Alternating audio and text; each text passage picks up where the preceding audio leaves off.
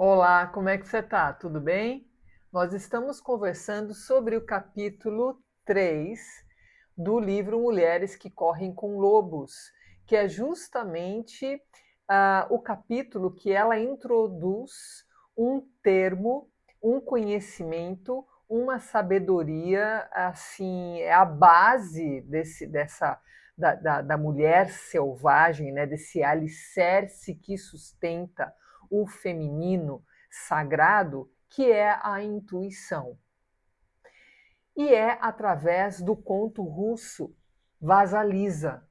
É um dos contos que eu mais gosto e eu já fiz um vídeo longo contando o conto, né? Então você pode já ter lido o conto Vasalisa e ter percebido que ali são aspectos da psique de uma única mulher, né? Então, todas aquelas tarefas que a Vasalisa passa, todos aqueles símbolos do cavaleiro branco, vermelho, negro, né? Aqueles três pares de mãos voadoras, todos esses aspectos fantásticos, né? A própria Baba Yaga, essa megera, essa bruxa, né? Desse lugar que ninguém volta, né? As pessoas que vão em busca de algo ah, que lhes falta, né? Então, Baba Yaga tem algo que me falta, né? Então, de que maneira que você chega a Baba Yaga? Porque ninguém volta, né? Dessa visita, desse casebre, dessa casa com pernas de galinha. Enfim, é um conto maravilhoso de Vasalisa, com várias características. E a partir do final do conto, a Clarissa, que é a autora desse livro, ela começa a destrinchar o que ela chama de 9 tarefas psíquicas que ela encontrou enquanto códigos, enquanto metáforas, enquanto experiências para você virar essa chave, para você passar a acessar a sua intuição.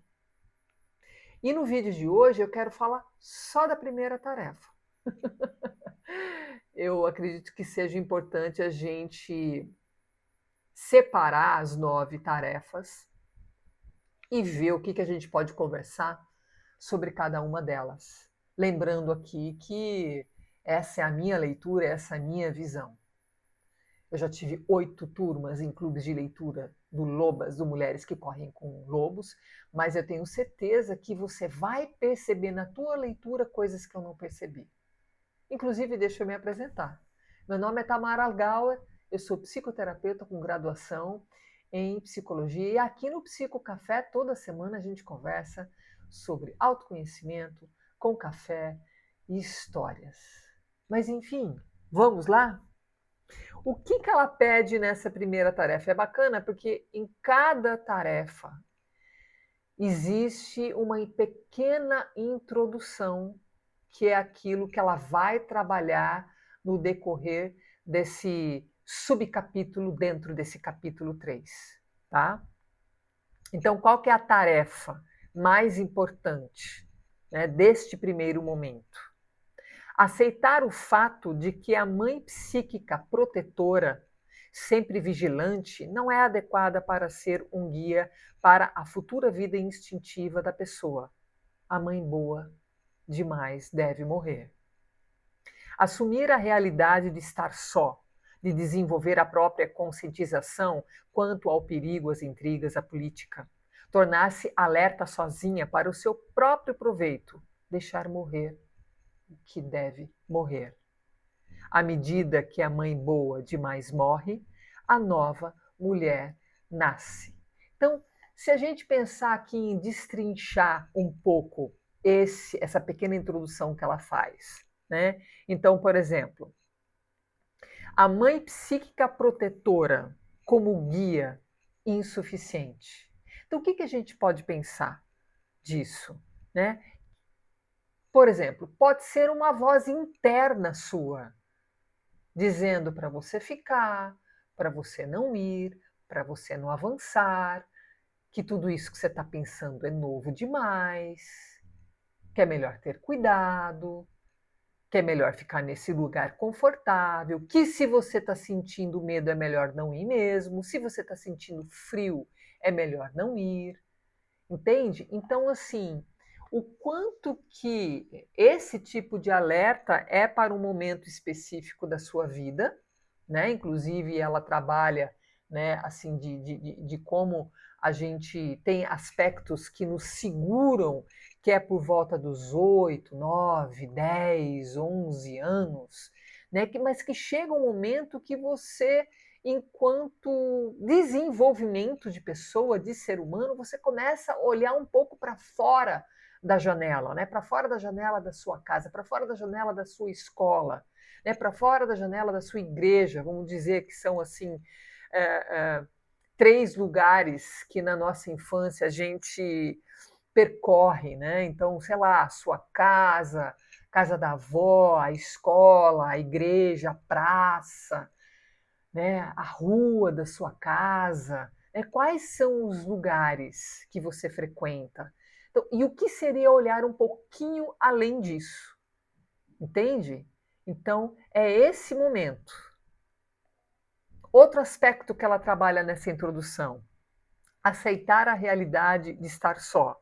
Uma das tarefas psíquicas mais difíceis é abraçar a solidão como um espaço de poder. Não é lindo isso? Então, é aquele momento que, passado aquela primeira sensação de medo, sabe, de gelo na barriga, das primeiras coisas, como todo mundo, não tem como ir para algo novo, para algo diferente, algo que você não conhece, sem ter esse gelo na barriga. Né? E muitas vezes esse gelo na barriga significa que você tem responsabilidade por aquilo que você conhece, por aquilo que está por vir. Então é natural. Né? Não queira deixar de ter esse gelo na barriga, é a responsabilidade.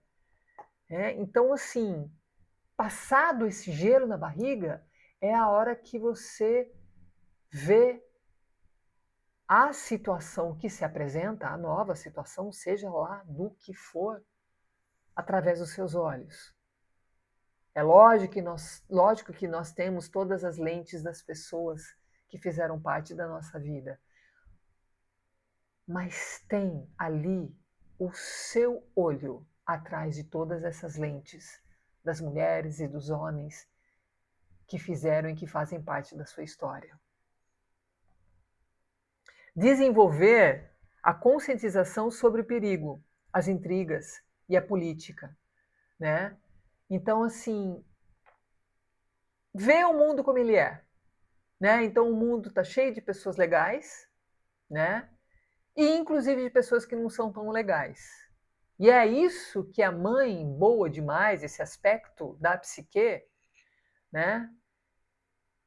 Não quer que você encontre, não quer que você veja.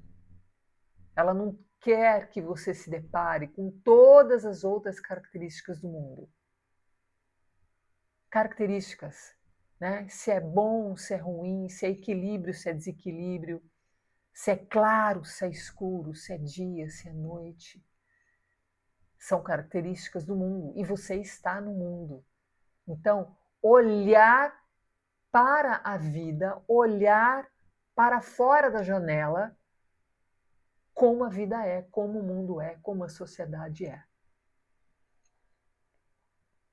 Tornar-se alerta sozinha para o seu próprio proveito. Então é assim, é começar a entender que o próximo passo de uma trajetória, de um caminho, é importante que você dê. Então, assim, quais as decisões? Qual é a responsabilidade das próximas decisões? Então, a abertura, né, de destrinchar, de analisar as tarefas psíquicas em relação ao conto Vaza Lisa, que é justamente esse encontro com a intuição, é entender a importância da autonomia e da liberdade de você andar o seu próprio caminho. Faz sentido isso para você? Deixar morrer o que deve morrer. É importante a gente deixar esse aspecto psíquico da mãe boa demais morrer, porque percebe? É boa demais. A mãe boa demais. Para de repente surgir a mãe boa o suficiente. Percebe? Então, deixa para trás a mãe boa demais, com aspecto psíquico, como uma voz dentro da sua cabeça, para surgir a mãe suficientemente boa, ou boa o suficiente, boa na medida certa, que é aquele momento que esse aspecto, que essa voz fala, mas isso é você que tem que decidir. Isso é você que tem que pensar a respeito sobre a sua vida. Isso é da sua responsabilidade. Não permaneça parada. Siga na sua vida, mas o passo é você que dá, porque o caminho é seu, porque a vida é sua. Essa é a voz da mãe boa o suficiente. Entende? Que é um patamar acima.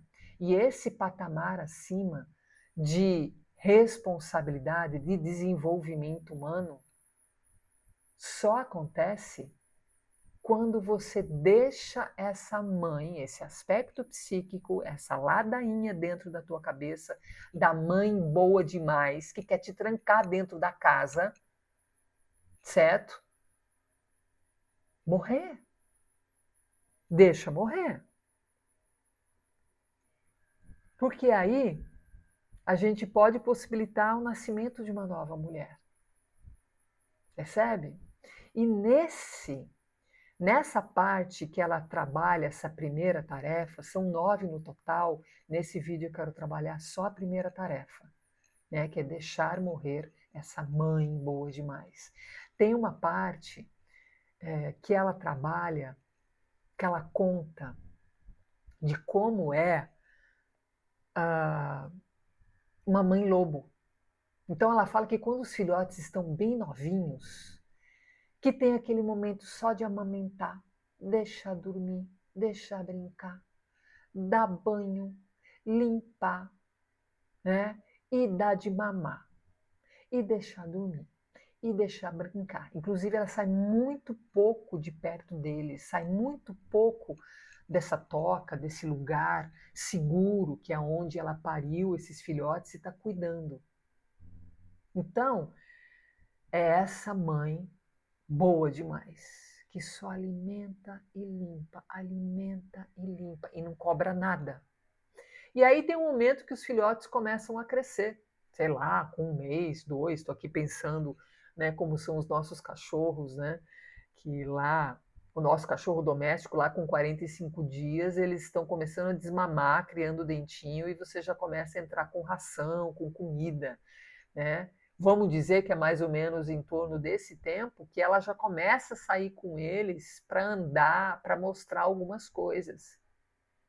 E aí a Clarissa diz que já tem um rosnado, já tem mostrando os dentes, já tem um latido, ela já empurra, ela já atiça, ela já dá bronca, entendeu? Ela já dá um "Xiu, fica quieto, vamos parar de brincar, a coisa tá séria", né? Então ela observou isso nas mães lobos, né? Então que tem um momento que ela é muito boa e chega uma hora que ela vai passando por um patamar de ser boa o suficiente.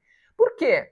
Ela quer que esses lobos, né, esses lobinhos se tornem lobos adultos. Então é uma responsabilidade. Só que aqui a gente está falando de características psíquicas, de vozes, de orientações. E se a gente ficar escutando essa voz, não fica, não faz, você está cansada, para que isso? Você nunca vai acessar um lugar de desenvolvimento e nunca vai acessar a tua intuição. Então, o capítulo 3 é uma grande introdução, é a grande base para você entender o que significa intuição para Clarissa Píncula Stess, desse livro Mulheres que Correm com Lobos. Tá? Para finalizar, eu separei 2 perguntas para você. Esse texto todo vai estar na descrição. Inclusive, é um texto que você pode copiar para imprimir, para você, durante a leitura da primeira tarefa, você se debruçar mais, né, na resposta, se demorar mais na resposta dessas perguntas. Se você tiver um clube de leitura, você pode distribuir impresso esse texto da descrição, eu te autorizo a fazer isso, trabalhar essas 2 perguntas com o seu clube de leitura. E caso você queira saber como que é abrir do zero um clube de leitura, eu tenho um curso com a minha receita de bolo todinha, inclusive com material de apoio. Eu vou deixar o link fixado no primeiro comentário. Primeira pergunta. Você pode responder aqui dentro ou no papel. Não existe resposta certa ou errada, tá bom? Fica tranquila. O que a mãe boa demais em mim está me impedindo de ver ou enfrentar? E a última pergunta: como seria a minha vida se eu me tornasse alerta e sozinha no meu caminhar? Espero que você tenha gostado. Se inscreve no canal, tem muita coisa boa para a gente conversar ainda sobre esse livro, sobre autoconhecimento, sobre café, sobre menopausa, sobre mulher, sobre intuição. E de repente você pode mandar esse vídeo para uma amiga sua. Beijos.